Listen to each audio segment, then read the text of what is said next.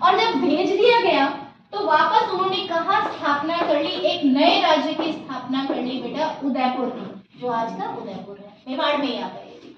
अब जब वहां पे एक नया शासन बन गया तो उदय सिंह के जो बेटे थे प्रताप, वो सारी चीजें देख रहे थे और अपना बदला लेने के लिए सोच रहे थे कि मेरे दादाजी की हत्या का बदला मुझे लेना चाहिए। तो जैसे ही उदय सिंह की, महाराणा उदय सिंह की मृत्यु जल्दी हो गई थी तो महाराणा प्रताप नए राजा बन गए। अब इनका जन्म कब हुआ था? 9 मई 1540 को, ठीक है। और मृत्यु की बात बाद में करेंगे। जब ये राजा बन गए तो उसके बाद भी वही सेम चीज थी, अकबर को इनको शासन चाहिए। अकबर अब ये बात समझ चुका था कि अगर अटैक करते हैं तो अटैक में दोनों तरफ की सेनाएं मारी जाएंगी, ठीक है, ये उसकी स्ट्रैटेजी हो गई कि सेना तो मेरी भी मारी जाएगी। तो उसने क्या किया, बार बार दूतों को भेजा।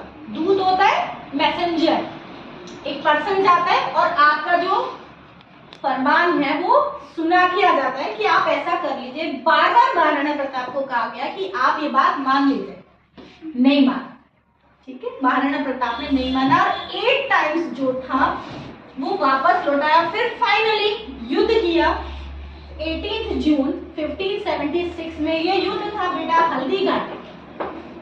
कौन सा युद्ध था ये? हल्दी घाटी का युद्ध। और उस टाइम भी सेम सिचुएशन थी, क्योंकि इनके पास जो सेना थी, महाराणा प्रताप के पास घोड़े कम थे, हाथी कम थे, उससे कई गुना ज्यादा किनके पास थी? अकबर के पास सेना थी। अब आप इमेजिन करो कि पैदल जो सेना है वो कैसे लड़ पाएगी, है ना, और जो घोड़े और हाथी पे है वो कैसे लड़ पाएगी। तो कौन ज्यादा अच्छे से एफर्ट से लड़ पाएगा? जो घोड़े पे बैठी हो और जो हाथी पे बैठी हो, वो ज्यादा अच्छे से लड़ पाएंगे ना। और एक और टेक्निक थी, हाथी के पांव पे तलवार बांधी जाती थी, छोटी कटार, शायद आप लोगों ने नहीं देखी होगी, जैसे मैरिजेस होती है ना तो उसमें आप देखा करो एक छोटी सी कटार ब्राइड के ब्राइडग्रूम के यहाँ पे लगा दी जाती है लोहे की। ऐसे कटार हाथी के पांव में लगा दी जाती थी कि हाथी चलता जा रहा है और हाथी को अगर किसी ने मारने की कोशिश की तो पहले कटार, हाथी, घोड़ा, उस कटार से वो इंसान ही मर जाए। तो कितना डिफिकल्ट था ना। अब लेकिन जब महाराणा प्रताप का यहाँ से शुरू होती उनकी स्ट्रेटेजी, अकबर तो आ रहा है युद्ध के लिए, 8 बाद उन्होंने वापस कर दिया। किसको? अकबर के दूत को महाराणा प्रताप ने वापस कर दिया कि मैं आपकी दास्ता स्वीकार नहीं करूंगा। इवन उन्होंने यहाँ तक बोल दिया था कि अगर आप मेरी दास्ता स्वीकार कर लेते तो आधा भारत में आपको दे दूंगा। किसको बोला? महाराणा प्रताप को अकबर ने। फिर भी महाराणा प्रताप ने कहा कि मैं आप पे आगे झुकूंगा नहीं, स्वाभिमानी थे, नहीं झुकना है, ठीक है। अब महाराणा प्रताप के जो छोटे भाई थे, क्योंकि पहले क्या होता था ना बेटा, बहु विवाह था, राजा कई शादियां करते थे, तो महाराणा के जो छोटे भाई थे मानसिंह, वो किनके साथ जाके मिल गए? अकबर के साथ। और महाराणा प्रताप की सारी सीक्रेट पॉइंट्स बता दी। किसको? अकबर को। जैसे ही अकबर युद्ध के लिए आया, महाराणा प्रताप पहले से तैयार थे। क्या स्ट्रेटेजी थी कि जब यहाँ उदयपुर पहुंचना है तो हल्दी घाटी पड़ती है बेटा, हल्दी घाटी ये माउंटेन है, ठीक है, दोनों साइड क्या है? माउंटेन है। और उन्होंने क्या प्लानिंग की?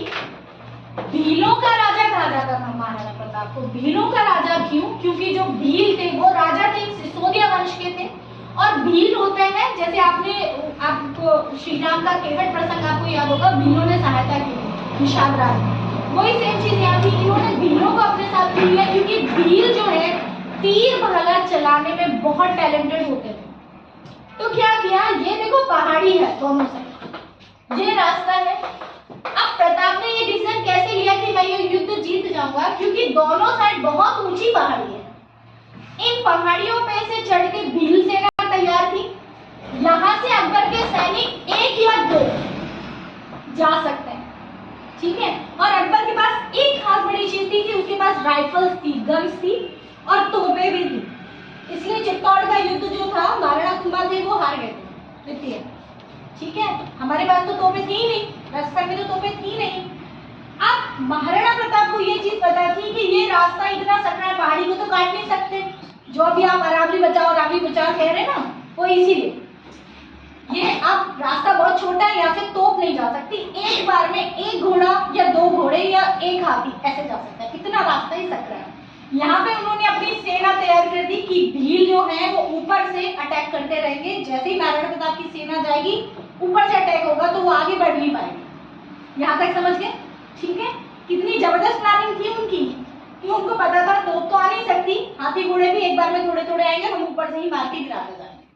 ठीक है, अब राजा मानसिंह, जब वो युद्ध शुरू हो रहा था, राजा मानसिंह जो प्रताप के ही भाई थे, युद्ध कब हो रहा है? 18 जून 1576 में। अब राजा मानसिंह सबसे पहले, अकबर भी बहुत टैलेंटेड था, दिमाग उसके पास भी बहुत ज्यादा था, उन्होंने क्या किया, महाराणा प्रताप के अगेंस्ट राजा मानसिंह को खड़ा कर दिया। और राजा मानसिंह से पहले उनका जो सेनापति था वो भी बहुत लड़ने में बहुत अच्छा था। ठीक है, तो मानसिंह की सिक्योरिटी के लिए अकबर ने अपनी सेना खड़ी कर दी, और मानसिंह को सोच रहे थे कि मानसिंह को अपने ही भाई को महाराणा प्रताप नहीं मारेंगे, लेकिन हुआ उल्टा। महाराणा प्रताप ने सबसे पहले अपने भाई को मारने की सोची, क्योंकि ये देशद्रोही है, देशद्रोही है ना, अपने ही देश से गद्दार कर रहे हैं। महाराणा प्रताप का फेमस घोड़ा है चेतक, आज आप जाइए तो वहां चेतक जो है उनकी समाधि है, चेतक की समाधि है महाराणा प्रताप के हॉर्स की। क्यों है वो बता रहे हैं, चेतक इनका हॉर्स था, और ये जो मानसिंह का जो था, उनका मानसिंह का जो मुस्लिम था ना, बिलावर खान ऐसे कुछ नाम है, इसके पूरा है, उनके हाथी का नाम था बेटा मर्दाना। तो ये मर्दाना हाथी के जैसे ही चेतक के साथ, चेतक पे सवार होकर मानसिंह को मारने जा रहे, तो हाथी के पांव में क्या बंधी थी? तलवार बंधी हुई थी। तो जैसे ही चेतक से वो मारने पहुंचे, इसको पहले तो इसको मारा, मुस्लिम सेनापति को बीच से काट डाला, मारने के बाद खत्म। मानसिंह तक पहुंच गए उसको मारने के लिए, लेकिन जब इसको मारा तो इस मर्दाना हाथी के तलवार बंधी हुई थी, उससे चेतक घायल हो गया। ठीक है, अब जब चेतक घायल हो गया तो चेतक महाराणा प्रताप के चारों ओर से मुस्लिम सेनाओं ने घेर लिया। ठीक है, मुस्लिम सेनाओं ने घेर लिया तो चेतक उनको लेके चला, कहाँ चला गया? दूर और दूर। अब ये जो पहाड़ी थी तो एक से दूसरी पहाड़ी लगभग 5 किलोमीटर का डिफरेंस था, पीछे कोई रास्ता दिख नहीं रहा था। तो चेतक ने क्या इमेजिन 5 किलोमीटर, जबकि उसका एक फीट जो है पूरी तरह घायल है, पूरी तरह घायल है। तो चेतक ने 5 किलोमीटर का डिस्टेंस कवर किया, एक वैली से दूसरी वैली पे किसको पहुंचा दिया? महाराणा प्रताप को, और खुद वहीं मर गए शहादत के लिए।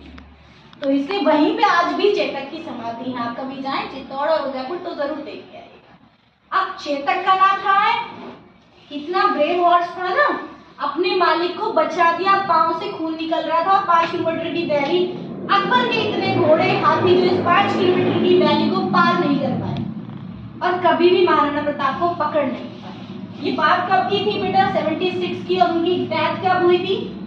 97 में। इतने सालों तक महाराणा प्रताप नहीं रहे, ठीक है, घास की रोटी खाई, और वो रोटी भी कई बार ऐसा होता था जो अनाज मिल गया भीलों के पास जो मिल गया, क्योंकि अगर वो राज्य जाते हैं तो अकबर वापस अटैक करके मार डालता।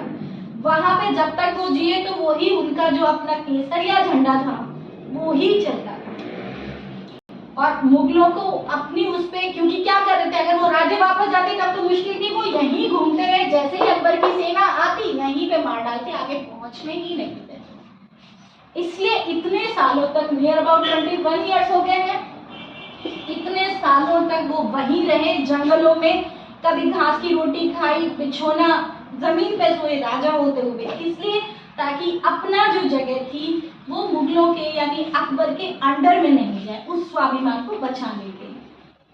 समझ गए? है ना, कितनी बड़ी चीज है, कितनी बड़ी चीज है कि जिनके पास तोप नहीं थी, बंदूकें नहीं थी, सिर्फ तलवारें थी, तिरछी ताल कटारों से, है ना, उनसे घायल किया अकबर।